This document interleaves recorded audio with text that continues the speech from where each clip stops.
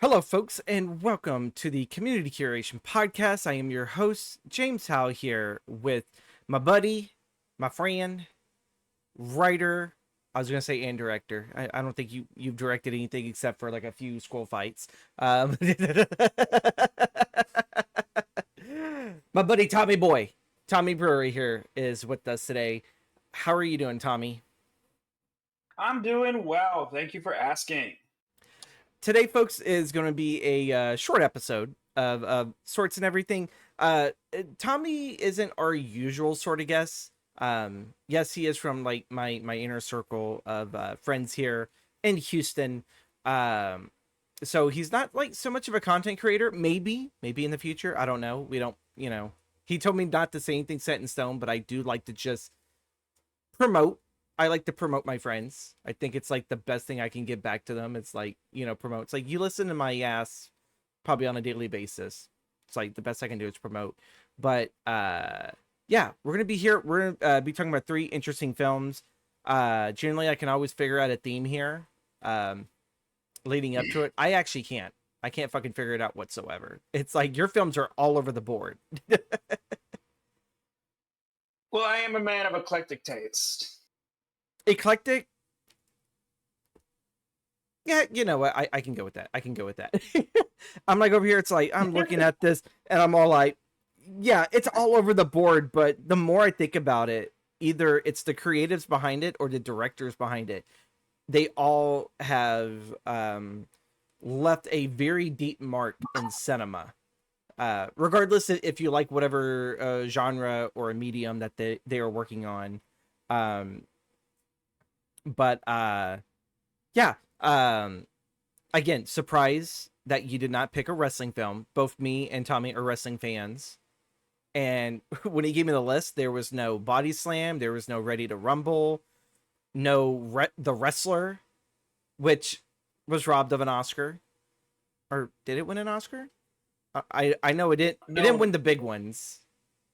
So I have like no clue. But then like you have the Iron Claw and then Queen of the Rain that we were just talking about off recording and everything. We're gonna jump right into our first film, a Studio Ghibli film. I'm not gonna lie to you, dude. I've been trying to get one person on this fucking show because I know every one of her picks were gonna be a Studio Ghibli film. Now I kind of would sit there and think it would actually probably one of them would have been Wicked.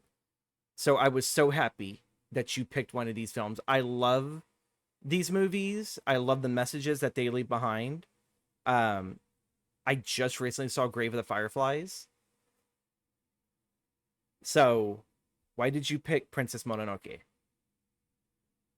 so to me, Princess Mononoke stands out as one of my favorite Studio Ghibli films, mostly because it was one of the first ones that I watched and it had a very deep impact on me as a child. The thing that really stands out, I don't think I could articulate it like this at the time, but when I first watched it, it was one of those films that to me told me that animation could be more than just, more than just Disney films or childish films. It could be stories of real, true messaging in Mm-hmm. animation. So I remember just randomly staying at a friend's house, watching this movie, and just being blown away at the time. And this was also, around the time I was like maybe 6, 7 years old. It was also when I was first getting into anime in the first time. So seeing that a film could take the style that I was getting curious about and then have such a beautifully animated movie that then I didn't quite internalize the film, but upon further watches, really internalized the real environmental messaging at the time, which was sort of starting to become prevalent at the time. I mean, we had, at that time, shows like Captain Planet or in the Yeah. 90s Fern Gully, which we saw a large uh, bend towards environmental messaging. This one, I think, really took that into a much more serious, darker direction. Mm-hmm. And it's something that's really stuck out to me in that regard. Do you think it for its environmental messaging that it took itself serious because um instead of just outrightly spoking it, they kind of threw it through, I guess, like through the speed, like spiritualism kind of throw, it's more of the, it's more than just like us destroying our planet. It's like destroying us as a whole, you know. Yes, definitely. And I think that really goes to talking about Miyazaki as a filmmaker. Um, his films always, it never feels like you're getting bludgeoned over the hammer or over the head with a hammer with his messaging. Just lets the visual language of the film deliver those messages. And I think connecting that with the very spiritual nature that Japan has in a lot of their mythology really allows the message to stick and really gets people to internalize what really is at stake. Okay. One thing I did notice when watching this film, because I saw it years ago back in film school with an ex. I saw it years and years ago, and I was like, wow, it's such a beautiful film. Um, and then rewatching it again, this is probably my second time watching it. I did not realize how very quick paced it was at the beginning. Usually, some of the Studio Ghibli films that I watch, um, they're a little bit slow paced at the beginning, but then they build up. This one is like right on the dot. You know, we're introduced to a character and they are sent off on their journey, and they do it all in under like 15 minutes or so. Um, what are your thoughts on that? Like, as a Studio Ghibli film as a whole, because I feel like most of them are slow. At least at the start, sometimes. If not slow, then like maybe to some people they just struggle to kind of focus on it. For this one, you didn't feel like you had to.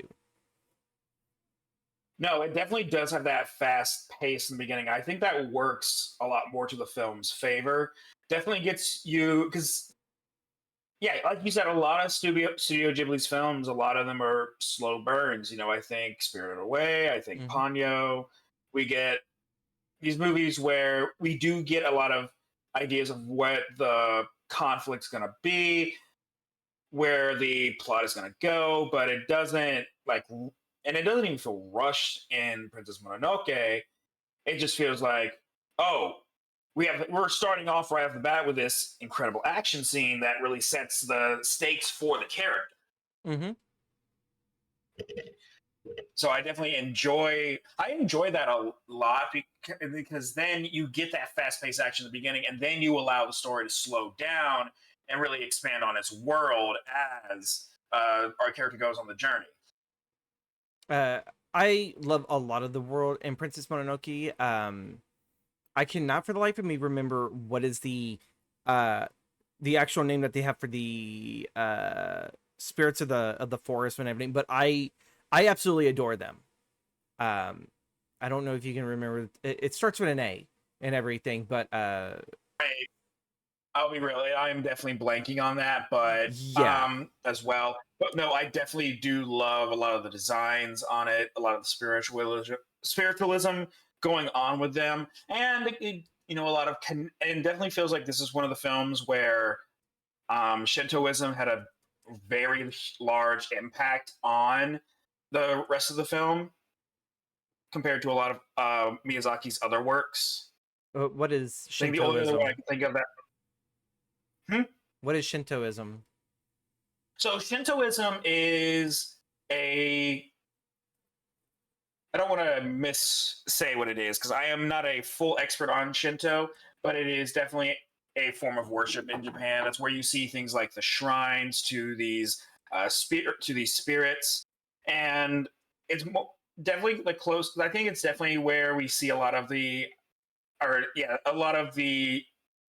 inspiration for the Japanese spiritualism that we see in a lot of uh, animated works. It's definitely has Shintoism in and of itself, from my understanding, has a connection with sort of this a connection to nature. So it Okay, definitely okay. works well with film. So that's kind of almost then I guess like um oh my god, what is it? Like a form of oh, bloody hell, why am I drawing a blank on this? But because I see people, I don't want to sit there and say it's all Wiccan, but like how, you know, like you would speak nicely to a plant and that would kind of help it grow, or um like connecting something personal to you towards like nature. And is that kind of towards, I guess, what Shintoism? Since yes, in a sense, yes. With Shintoism as well, they have like spirits for just about everything. You know, everything in our natural world is connected in some sense. Hmm. And you know, just like with other religions, especially a lot more pagan religions, it was really, I view, or the way I see it is a way to, for ancient peoples to rationalize the real world or rationalize the phenomena that happens in our world. Hmm. Okie dokie. So it has a lot of that feeling as well. All right. All right. Uh you mentioned Spirited Away is also like as like a slow entry to it. That was my introduction to Studio Ghibli, was Spirited Away. I love that film. Um I want to sit there and know, do you think, because I've had this conversation, or more or less overheard it with some other friends, cuz there's one community, they do movie nights, I think Wednesday nights. And they're watching all in order the Studio Ghibli films, and they were at first gonna like just hop around, but one of them mentioned it's better to watch it in order, because once you reach Princess Mononoke and Spirited Away, that's like the peak animation. Um, do you kind of agree with that?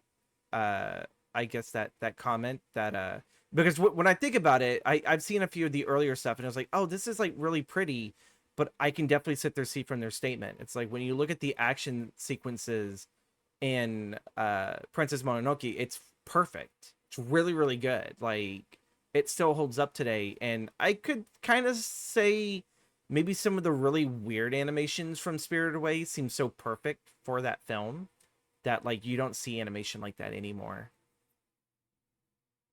No, I can definitely agree with that statement because a lot of Miyazaki's earlier films, you know, you see him get started in the 80s with films like um, Grave of the Fireflies or the Lupin, the third movie. I think it's Castle of Caligari, something like that. You know, Cagliostro. he's Cagliostro. That's correct. That's correct.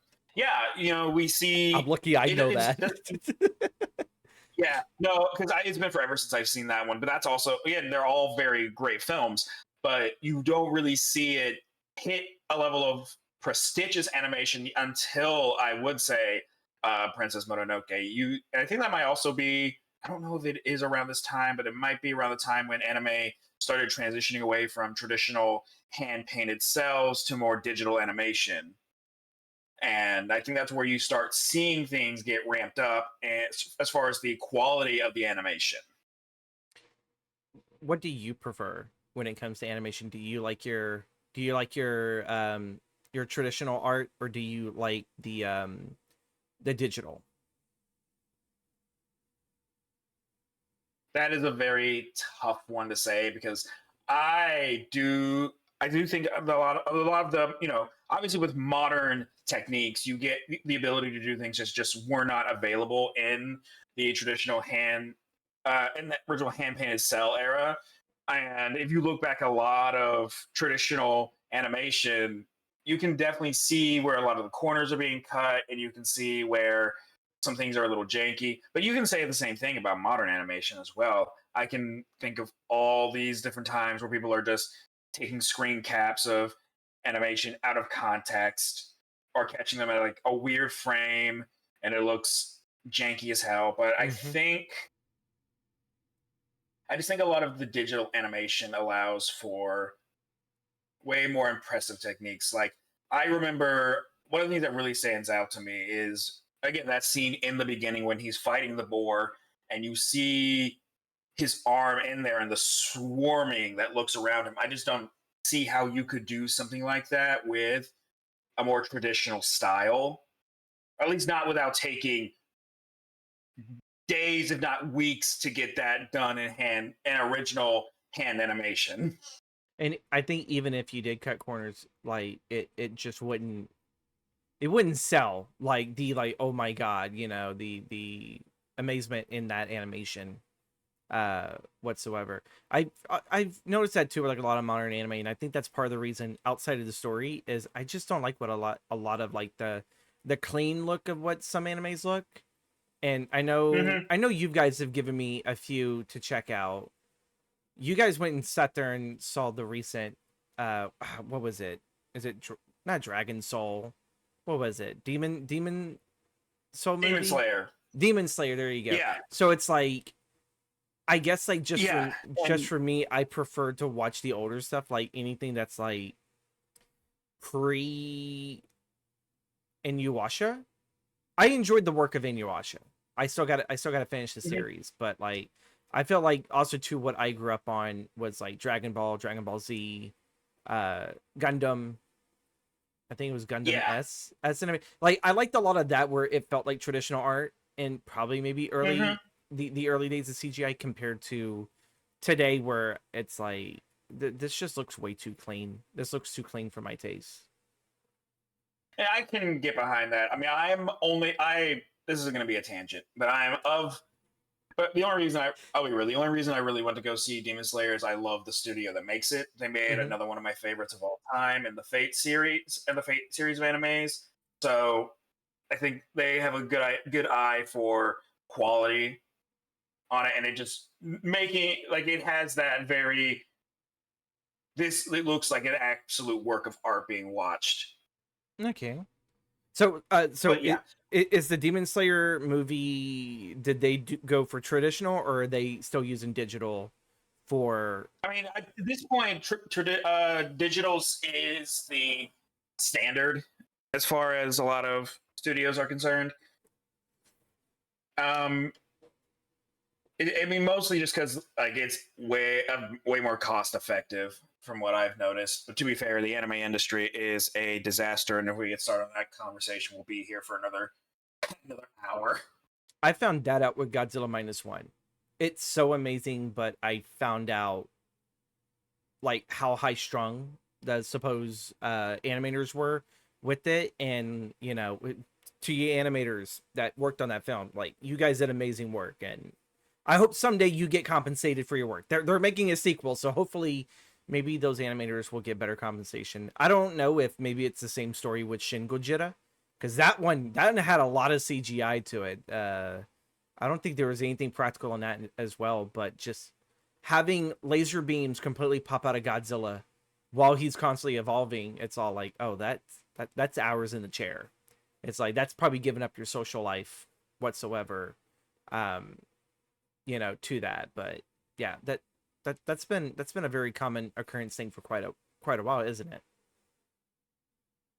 Absolutely, like you'll hear all these horror stories coming out of the anime industry where all the animators are just absolutely worked to death, just no time. And that's just kind of going to the culture of work in Japan in general. You just kind of work as long as you can. You put your entire soul and your into your work. And it's not the and again, that's not the entirety of Japanese work culture, but that's the predominant narrative that we hear coming out of Yeah, work culture in general, and especially in animation, because they have to have such quick turnarounds yeah. on getting the shows out. Um, is modern day anime still popping out those 50 plus episode seasons anymore?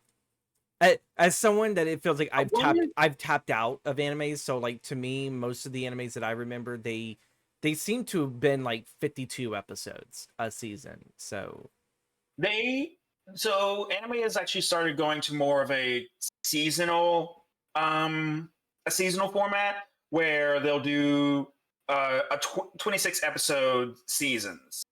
You know, okay. you'll have your and yeah for every and they'll you know you'll have your winter season, summer, spring, things like that, where a show will have that um a show will have that their run for the season, and then they'll allow themselves to take a break, which I do think is a step in the right direction. Obviously, you still have things like One Piece, which is going to still be showing weekly Is that until still a it thing? finally ends.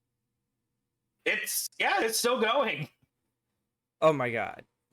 Like I remember enjoying it at the beginning, and then for some reason I lost interest.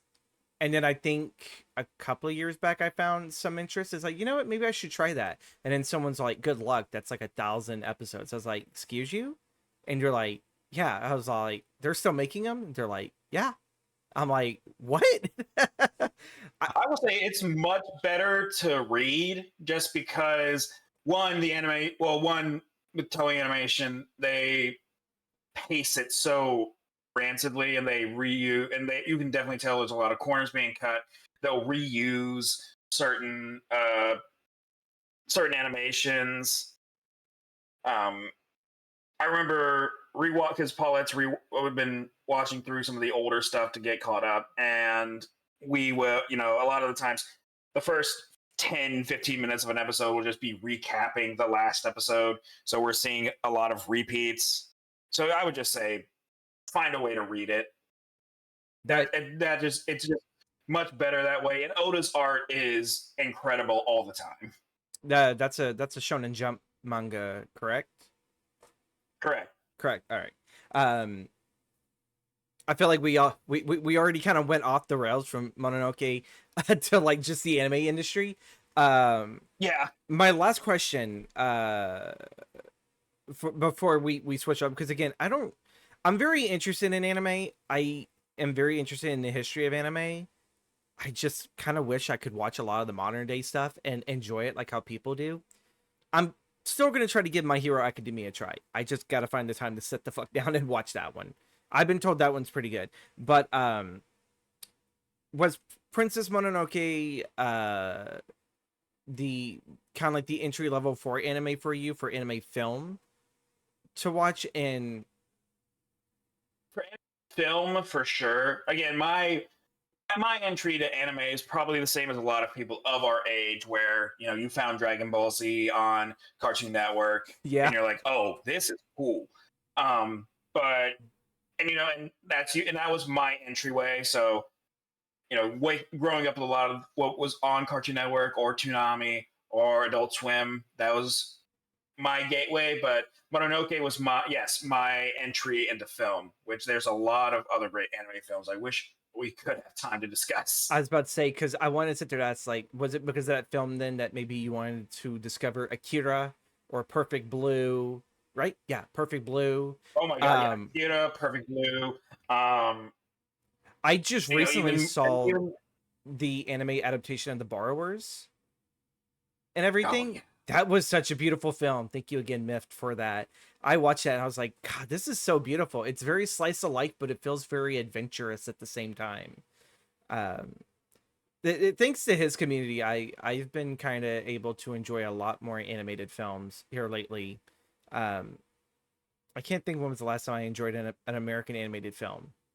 Probably Hoodwink. That was 2006, 2007. So it's oh no, that's a lie. I enjoyed the Super Mario Brothers movie. I thought that was actually really well done.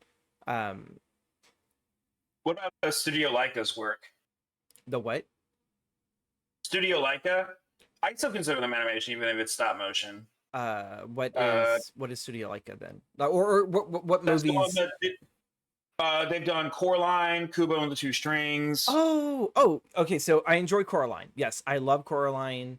I haven't seen Kubo, but I know, I know of the movie. I know of what that is and everything. Yeah, no, I love Coraline. We covered Coraline last season with Leizol. And I felt bad that I never sat there and saw it back when it came out. Like I saw it literally last year was the first time I ever watched it, and Same. I'm glad I caught it before the unfortunate news broke. you know what though? But before we switch over, how do you handle, I guess, watching or reading stories from, I guess, now canceled artists? You know, It to me, it very much depends on. It depends all overall. Like I hate to say that I do it on a case by case basis, but I don't want to just kind of do a blanket brush of certain things. Like for it depends. Like for me, for example, like I will still read H.P. Lovecraft's work Even though because he's a even racist though piece of shit, you know. he was a racist piece of shit, but at the same time, like one thing I hear is a lot of there are a lot of people who are from marginalized communities that do see a lot of good in his work, and we see a lot of people who are from marginalized communities that do take a lot of his work or his inspiration from his work and transform it. Think of things like Lovecraft Country. I think is a good example. Mm-hmm. Obviously, yeah, H.P. Lovecraft's a piece of shit, but at the same time, if I'm gonna buy his works, it's not like he's gonna be benefiting from me buying any of his Yeah, he's works dead. anymore. He was born rich but died broke. Yeah, Broken alone. but there's things like I can cut, and this might give me some flack, but I cut Harry Potter out of my life because that is an instance of this is a person doing real harm, and I don't want to fund someone doing real harm with the benefits of the work, even if it's something that I grew up with. Yeah. So it really does. Like Death of the Author is one of those things that it's very. It is a very difficult subject to broach in some regards. Now, when you say cut off Harry Potter, like, do you mean you don't buy and read the actual books, or do you mean you cut off everything that, like, you don't play the games? What games are available now? Because video game preservation is just looked down upon. It's not taken seriously. And then of course, like, the movies, and then of course now you have the TV show. Yeah, but I've got no interest in watching the new show. I haven't watched any of the films in forever. Yeah, if I have any of the books, the ones I have is I had them since I was young, so they're still in my collection just because they're there. I'm not one who believes in destroying any of the works of somebody that even if they're a canceled artist, if Yeah, you've already had them, mostly in the sense of just like it does you've already bought it. Destroying them is not going to do anything. it's not taking away the money from them, and yeah. Yeah, it's not.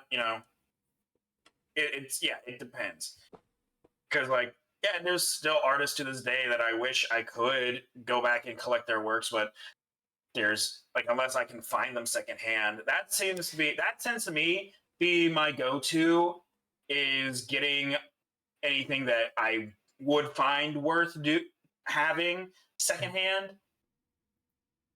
Like I think of things like going back to anime, Rurouni Kenshin, which I would love to have the manga for, but I'm only going to buy that secondhand because I refuse to give Nobuhiro Watsuki any of my money. Oh, okay. Well, again, this may be a long show then if we're because I'm intrigued, but like we got a timetable here and everything. We're gonna have to. We can talk about. I'll talk about that after. Yeah, we'll talk about that after and everything. Our second film here, absolutely one of my favorite from the artist, from the man. John Carpenter had remade back in the early '80s a Howard Hawks production of the Thing from Another Planet, and he repackaged it as John Carpenter's The Thing. Some of the best characters ever written, I think, for a sci-fi horror. It's up there with Alien, not Aliens, but Alien. For sci-fi horror. I'll even, I don't know if you've seen this film, but have you ever seen Life Force? Not. You gotta watch it. I put that up there along with Alien and The Thing as some of the top 3 best sci-fi horror.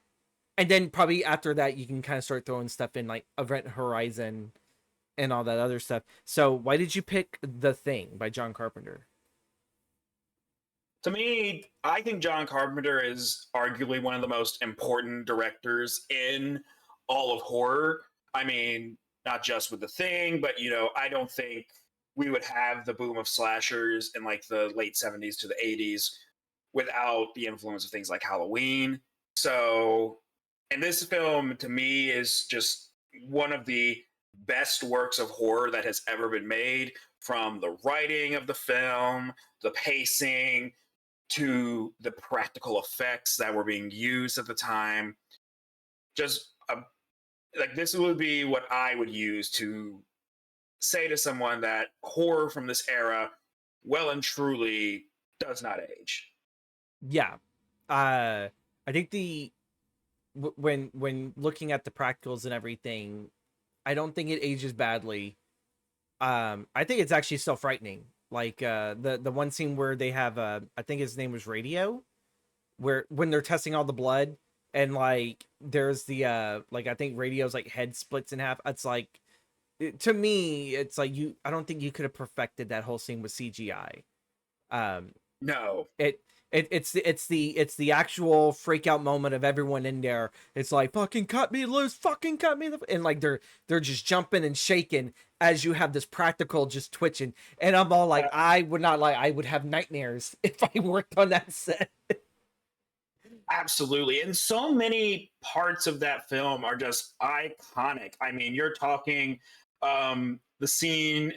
I'm trying to remember where it happened, but like the scene in the start where they're trying to resuscitate one of the members, they Oh, bring out the paddles, and then the stomach opens and just absolutely devours the man's arms. and it's just like shaking. Um, Yeah.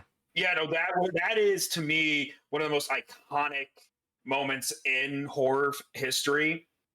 Um, just see, and then the ending as well is one that has always sort of stuck with me. Mm-hmm. Just the ambivalence of it, not knowing what's going to happen with Kurt Russell, And Keith just David.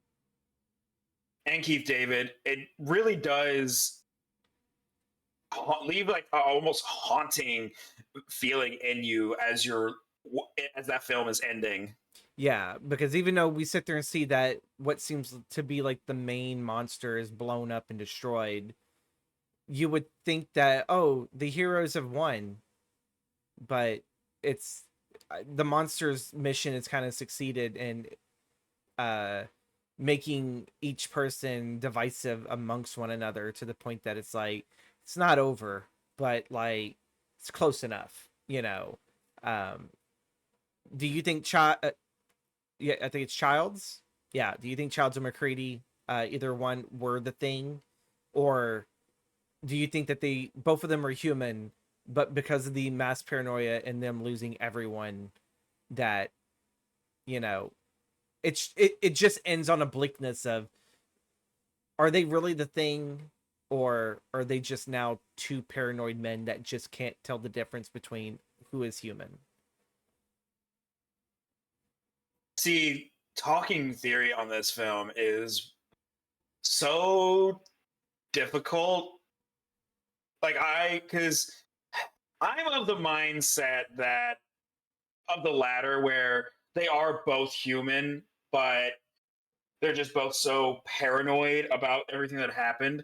But at the same time, I don't, it would, I feel like that would also lessen a lot of the impact of the film as well. With the fact that, we've seen that it felt like throughout the whole film, the thing had an answer every single time. Mm-hmm. And uh it definitely, and the thing should always feel like it's this imposing overall feeling of dread. Like you cannot beat this thing. This thing will come up with a solution to whatever problems you throw in front of it. I definitely agree, and especially with the sense of dread, even before we even see what the hell this thing can somewhat look like, what are the possibilities of what its original look is. um just by the score alone, you have that sense of dread. Ennio Morricone coming in to help John score this and everything, the bum bum bum bum, and it's Mm-hmm. like you definitely feel like the thing is everywhere, you know. Absolutely. And I do love John Carpenter's score in this as well. I think I find it very interesting because you don't really see it that very often where a director is also scoring their own films. Yeah. uh do you have a favorite score of his? or is it The Thing with Monokoni? That's very good. I can't not give it to Halloween though. That's just an all-time classic, iconic score for a film.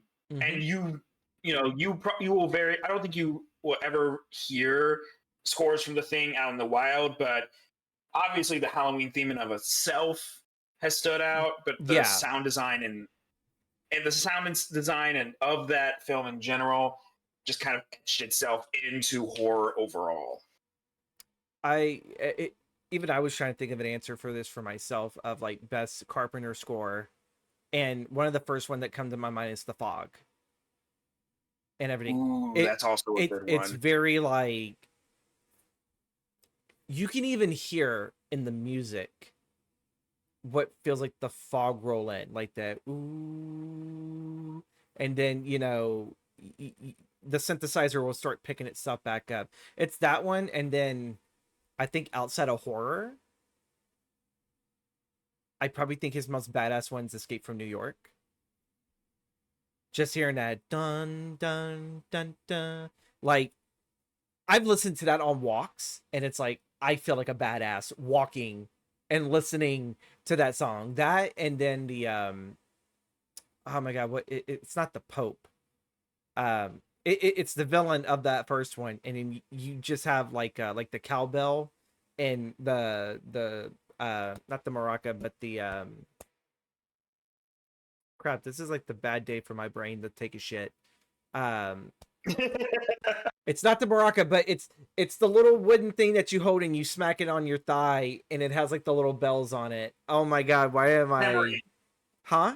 Are you thinking tambourine? Yeah, tambourine, yeah, and everything. It's all like you hear this like this just clock like bok bok bok, and then you would start hearing the tambourine play to it, and like it's almost like an exploitative black exploitation music, because even though yes the villain is black and everything, but there's just something about that song that I don't think, like, regardless of maybe race or anything, it's just a badass song, and it goes perfectly for that character. I absolutely adore it. Before we switch over to your final film, what is your favorite practical to The Thing? Ooh. Um, God, that's so many good ones. I think I gotta go, yeah, when they're tied up, dude. Like that has just like probably the most panic induced feeling ever. Mm-hmm. And I'm just seeing the head split open, seeing the tendrils go all over the place. I think wasn't It's there a it tongue can in there feel that wrapped around someone's throat when the head split? Wasn't there a yeah, I tongue? think Oh my or god. it's like another tendril, something like that. But it's and a lot of people may say, "Oh, it's very busy," but I think that's kind of the point. It's this idea to give a very just an overall stress feeling. There's just something's everywhere. Yeah, because like I think if someone would complain it's very busy, it's like, but it's a small room. These men are already paranoid. They think that they're going to kill one another over possibly nothing. And then you have this thing that has now been exposed momentarily, and it's all over the place, and it does so to frighten them, but also to like fuck with their attention. Because it's like, oh my god, it's over here. No, it's over here. It's like, where the fuck is it? It's everywhere.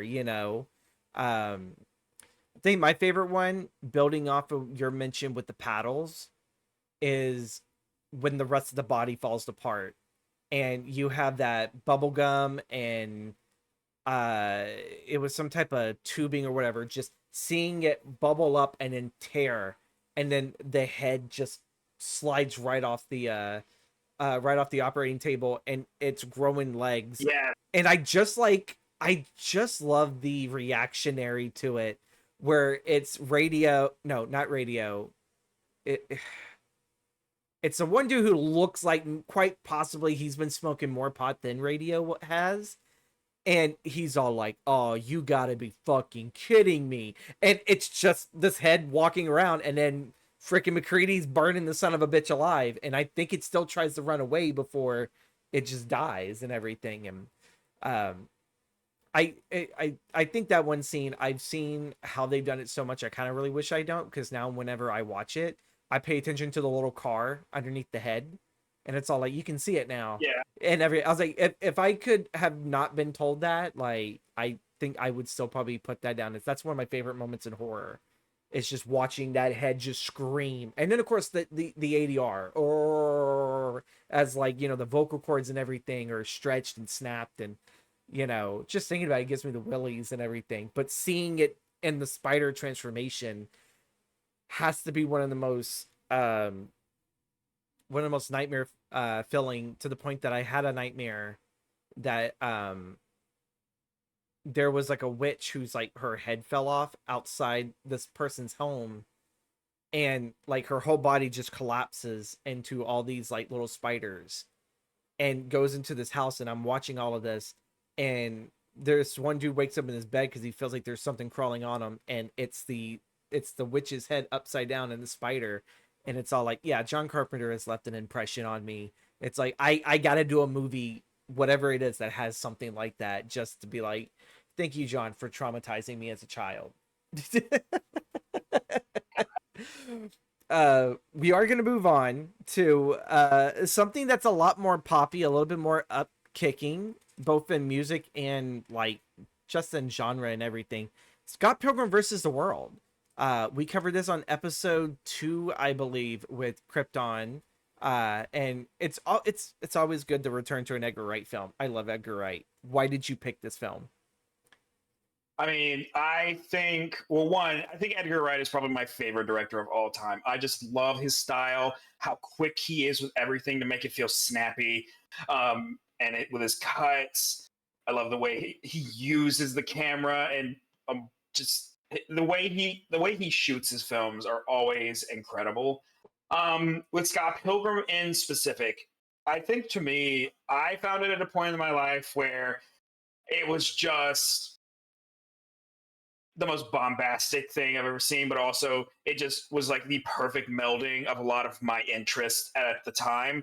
And then as I grew up with this movie, I grew up and revisited this movie, I started really piecing together what the film really is about. Because I'll admit, I was one of those kids, one of those guys, when I watched him when I was like 17 years old, and I saw like a lot of myself in Scott Pilgrim, and then as I grew up, I was able to deconstruct that. Like, oh, you know what? Maybe that's not so much of a good thing. Maybe I need to reevaluate some things in my life. But I think we're all like that, possibly some shade of that at one point in our youth. So it's more of looking at the fallacies of our youth, of who we were, and then hopefully there was growth for us compared to Scott. Yes, absolutely. And I think that's one of the few where like that is just also one of the most well-casted movies of all time. My personal favorite was seeing Brandon Routh again in a movie, because I was not someone, I get why. I think it was like the 2006 Superman gets a lot of hate, but I thought, it had a lot of good to it, and I'd like Brandon Routh as an actor. I think he's very undersung. I think he did really well in his role in the film. But you got people like Chris Evans, Brie Larson, remember Jason Schwartzman. It's not that I don't like the guy personally. I just don't like the characters he plays in movies. I think he is always going to be known. He can play a villain, but I think in some roles he does that he's not a villain. I'm all like, I just don't like you. But I like the guy outside. I've seen interviews. It's like, oh, this dude I can get along with. Him on screen playing a character is like, I hate you. But yeah, he definitely, like, he is the person you want to get when you want a just absolutely hateable character. Yeah. I mean, I think of like, I'm assuming you're also referring to something like Rushmore in that regard. Yeah, because I think I saw Rushmore once, and that was post Scott Pilgrim. Scott Pilgrim, I believe, was the first time I ever saw Schwartzman in his work. And I think he's a Coppola, if I remember correctly. I think he's related to the Coppolas. I think he's a cousin. and everything. Like Nick Cage. Yeah. Well, Cage's actual, I think, last name is Coppola, but he, Oh, you know what? I think you're right. but he changed it and everything because he didn't want to. He didn't want to like, I'm not gonna write on the coattails of Francis's work. I was like, nah, dude, you did something totally fucking different and it worked. For real.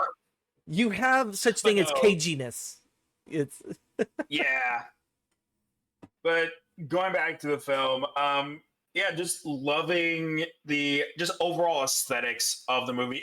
And I was also someone who I read the comics after the fact, but it definitely does. Or Edgar Wright just has such a great attention to detail that he perfectly brings about the zaniness of the comic as well. A lot of the aesthetics feel one for one, and a lot of parts, which a lot of people might see as not creative, but I think if Edgar Wright was given, I think Edgar Wright has that right medium for bringing the feel of a comic book to life. I don't know why he has, like, I don't know why Marvel or DC haven't tried to contact him to do well, something. he was supposed to do Ant-Man and then they canceled it. And then that's when they got, Oh, yeah, he was the original Ant-Man director. And I think it was whenever they released, I think it was what Edgar Wright was working on, where it was the it was kind of like the prototype, almost like a highlight reel, even though it was just one scene of Ant-Man using his power of shrinking and then going to normal human size to battle like these two guys, I think like in a hallway, because I think he was trying to get out or something. That was like what got the kind of almost like what they did with the Deadpool movie, where it's like they had like this early thing, and then people are like, "We need this." So then they got the I'm forgetting the director who did the first Deadpool, but like when Ryan Reynolds released that, I don't think Edgar Wright released the Ant-Man thing, but that got out, and then they pushed hard for Peyton Reed to take over Edgar Wright's role and then do the Ant-Man movie. So yeah. but yeah, it's just to me really speaks to a lot of, again, a lot of my interests, with between its uh use of video game iconography, its soundtrack I love overall. Just seeing, yeah, it's just to me, it was the culmination of a lot of the things that I loved being put in one place, and that really made me fall in love with the film. I it definitely also speaks for, because like I think like the Scott Pilgrim stuff, I guess like it was the creators, I guess like teens, probably what that would be like in the 90s or whatever, but yet it fits so well in with, I guess, like what we had like in the mid to late 2000s when that film came out. It definitely hit a culture note that like a lot of us looked at it as we in some semblance had shared something like that. Oh, absolutely. Um, that's why I also said, I saw a lot of myself in Scott. At the time when the movie came out, I was also very much I was a bassist in a band, playing games all the time with my friends. Definitely just saw a lot of the things that were going on in my life in that film, and just wanting to, and then like having that connection. It felt like I felt seen in a film for like the first time in my life. It felt like a movie was literally speaking to me. So you were a bassist in a band and you did not tell us? Paul shit. Well, I Paul was. Paul definitely has not told me this. It's all like I thought she was done with musicians Well, and she went with something different, and I'm all like, he was a bassist? What? I mean, no, I was a musician. I was a musician all throughout my high school to early college years. I just kind of put it away when I was focusing on completing my schooling and getting Yeah. and going into teaching. Do you have like any recordings of what you did, or was that still too early on? I some too early on. I don't know if I could even find any of the works from all my different bands, because some of them we recorded stuff, some of them it was just like we wrote stuff down and then life happened. But no, I definitely did see, but no, I don't know if I would be able to find anything for any other work I did. Well, Unfortunately, I would love to, but this side stop. We're gonna go back to Scott Pilgrim. I was like, the moment you just casually dropped this, I was like a bassist in a band. I was like, oh, pump the fucking brakes. I've known you how long, and I did not know you were a fucking musician.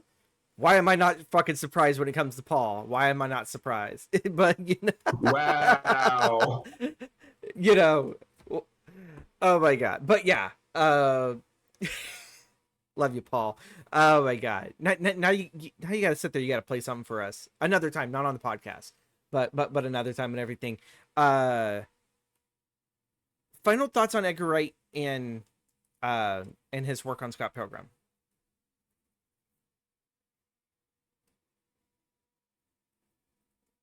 The way he paces, especially the action scenes, really stand out. I can just remember it has that impact of like all of the hits in that film. You can definitely feel the impact through the screen. Mm-hmm. I think of like the first fight with Patel, and just when the final punch lands, it just feels like it does in the comic book. It is definitely just like it has that hard hitting impact, but also just the writing of the film as well. It has the same comedic notes as the comic, and the comedy just hits so well. Some of it feels like very absurdist at times, like when Knives is coming over to find Scott and he jumps out the window of the apartment. Like every time that scene plays, that I just can't not laugh out loud. Aubrey Plaza, anytime she swears, and like, Scott's all like, "How you doing that thing with your mouth? Don't fucking worry about it." Yes. Yeah, and that's also, like, again, talking about the cast of that film, you got people like Aubrey Plaza or Anna Kendrick. And I think this was also so they were established at this point, but I don't think any of them were nearly as big as they were as they are now. Like people like Chris Evans is a household name. Yeah. And this was before, I think this was right before he became Captain America. Yeah, because I think this is also before Aubrey Plaza did Parks and Recreation. This was post Twilight with Andrew Kendrick. I want to say this is post. Before Twilight. I would say before Twilight, but I would think her breakthrough was probably Pitch Perfect. I've never saw that one. I know it's a singing film. That was probably but I think that was probably really her big breakout movie where she became a household name. That's just Mary Elizabeth Winstead gave such an amazing performance as Ramona. To me, it's this is one of Chris Evans' many comic book roles, because I think he would do The Losers after this one, but I want to sit there and say I think he already did one of the Fantastic Four films, because I think the same year that came out. Human Torch. Yeah. The Flaming Torch sounds like a totally different MCU character, but Human Torch. Sorry, my brain is also not at 100%. I want to sit to say 2005 was FF, and then Rise of the Silver Surfer probably came out the same year that Scott Pilgrim, because that was what, 2007? No, I want to say Rise of the Silver Surfer was like 2007. Okay, so then what? Scott Pilgrim was in 2010s then, right? Yeah. So okay. 2010. So he was already done with his first quote unquote franchise, and he was moving on to bigger and better characters before Steve Rogers, because I feel like that was 2011. Yeah. 2011 was Cap, if I remember correctly. Yeah. And I think also it was also a great film for Edgar Wright to take a break from the Cornetto trilogy as well. Because we could talk, and I would love to just sit and talk Cornetto trilogy at one point, but I think Cornetto trilogy just works because The World's End has that feeling of Edgar Wright making it much later, and you definitely feel, him growing his impact to that film. I think when it comes to the Cornetto trilogy, obviously a lot of people love Shaun of the Dead. I used to hate Hot Fuzz, but like Hot Fuzz grew on me and everything, and then I hated the World's End. I hated when I first saw it. And I think that's just because I did not get it because of the age and at the time that I was at and everything, that I don't think I was I don't think I was willing to accept whatever message I think Wright was trying to tell there.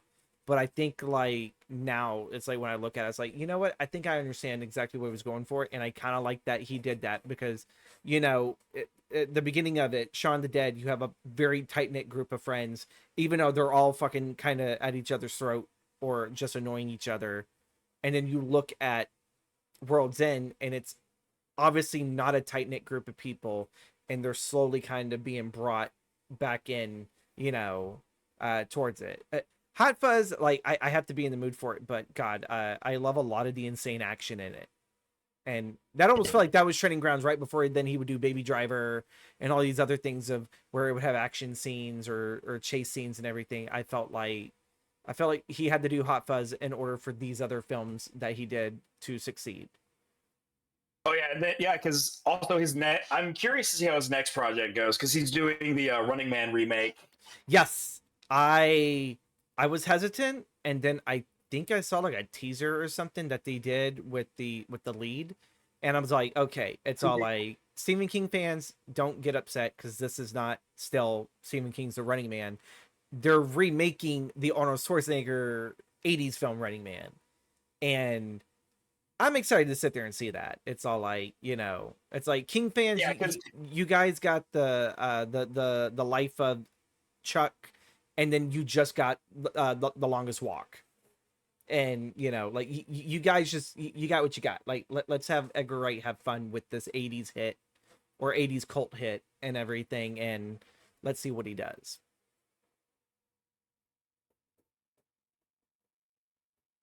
Your mic kind of cut out there.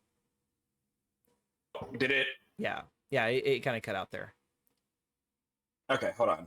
Um, Yeah, but sometimes my audio settings. Never mind, we're good. I will sit there and say this to wrap up my thoughts on Edgar Wright, and this is a bold statement. I actually think Edgar Wright is probably one of the best film directors of the modern day, and I think he's actually a lot more better than Fincher and David Fincher and Christopher Nolan. Because, Absolutely. but because like it doesn't mean that I don't like Fincher or Nolan, but like to me those guys, they, I feel like they still have like a, maybe not so much Fincher, but definitely Nolan. Nolan, if his name's out there, it's a lot of people are interested in it. But the thing is, I feel like Nolan does not explore enough outside of genre. He does his own genre. He does like a lot of very serious drama. He did the Batman trilogy, which is like a superhero drama. He kind of treated it that, a little bit more compared to Tim Burton, that hey, we can treat these characters a lot more serious. We can put them in a much more grounded world and they can still be enjoyable. Um Even though I did not like The Dark Knight Rises, I did not like that one. Um but like, with the likes of these and like Fincher and everything, they kind of feel like they're all stuck in one genre. Where Edgar Wright, if you can throw a dot and it's like that's horror, that's action, um Last Night in Soho, that's thriller. I feel like he has a lot more variety in his work and everything, and he doesn't make the same movie back to back, or at least the same themes back to back. Is what I enjoy. Even though we can look back at some of our fond directors and he kind of done that, but somehow it didn't feel like it was over stale. I guess just in modern day cinema, since there's more movies out, everyone's pumping out more, I hate to say it, content and everything, but I feel like Edgar does a really good amount of like, all right, I'll release a film here, release a film there. I really want to sit there and see him go back into TV. He's done so well for movies and everything that he started out in television. I really want to sit there and see if he can make another either cult hit like Spaced or make a smash hit TV show. I believe the man is that talented. He's one of the best directors of our day. 100% agree. He said he 100% agree. His mic kind of cut out a little bit at the beginning. 100% agree. 100% agree. But Sorry, yeah, actually, it's because I leaned away from my mic. it's fine and everything. But folks, I think we're gonna wrap it up. We actually made it an hour. I actually sat there and thought like, oh, like maybe we'll just say something here, something here, something here. But yeah, no, we had an awful lot to say about Mononoke, Japanese animation, our fondness and love for practical effects in The Thing. I definitely feel like we could just sit down and watch The Thing together and just do an audio commentary and just be like, oh, I love that effect. I love that effect.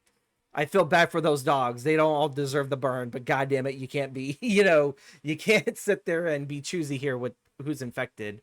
And then like Edgar Wright, like we may just need to do a video in the future where we just cover the Cornetto trilogy. Like so far from what I'm making content wise, most of my stuff is related more to gothic fiction, gothic horror for my channel. I am working on stuff for you folks and everything. On that hopefully that stuff should be dropping in November of this year and everything. But I would put everything aside, just be like, you know what? Let's do the Cornetto trilogy. I love Shaun the Dead. You know what? Let us do that. I will sit down with you and go over the Cornetto trilogy because I have so many thoughts on it. Yeah. We can do it as a commentary video. It's like, folks, don't worry about structure here. There is no structure. There is we have to end the video at some point, but like, to just sit down, watch it, and then it's like, just give our pure thoughts about it and just what we love about it. That's probably one of modern day cinema's trilogies that like I enjoy. Everything right next to John Carpenter's Apocalypse trilogy. I love that one. But where can the fine folks find you on the socials, Tommy? Yeah, so you can find me on Instagram, Twitter, Twitch, YouTube, MHGunpay. Don't have a lot, but there's possibly things in the works. But yeah, that's where you all can find me. You can find me at The Gothic Storyteller on all the socials, primarily Instagram, TikTok, and YouTube. You're obviously listening on YouTube or you're listening on Spotify. So I'm one of those two platforms. But thank you guys again for watching. Thank you so much, Tommy Boy, for being here. You know what? I'm sorry. I had to fit in a Tommy Boy reference.